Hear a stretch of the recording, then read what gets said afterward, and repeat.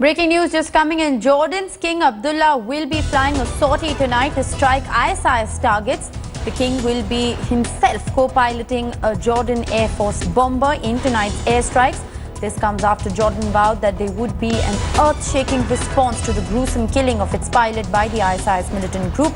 Remember, the militant group had released a bone-chilling video showing a Jordanian pilot being torched alive. My colleague Smita Sharma joins me with the latest. Smita, the Jordanian king likely to be co-piloting an Air Force bomber. What are the details you can share with us?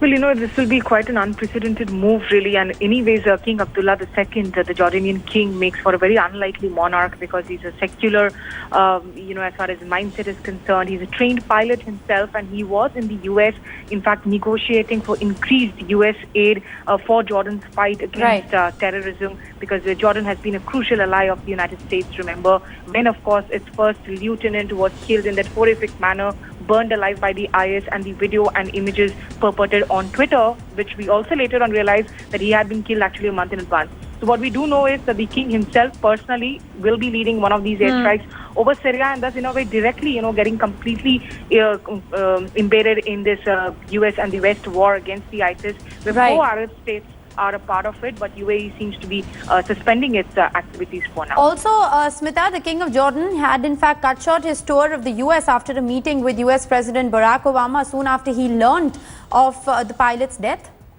Absolutely. He cut short that visit, but before that, he, of course, interacted with members of the U.S. Congress, where he also, of course, had those talks about increased military assistance to the kingdom. When he came back into Amman, in fact, at the airport, crowds of people actually waited there. Jordanians waited there with their flags, because all of them say that the first lieutenant who was killed by ISIS is a hero, is a martyr for the country, and they all want vengeance now against the ISIS. So there were people with flags that said that we are all Jordan today, that welcome the king. And this clearly, is a very unprecedented sort of a measure, but a vow, in fact, to strike back at ISIS. Well, it's a vow to strike back, and a vow with good reason, Smita, because Jordan is known to have a strong armed force. It is perhaps one of the most modern forces in the Arab world, also one of the most competent spy agencies in West Asia.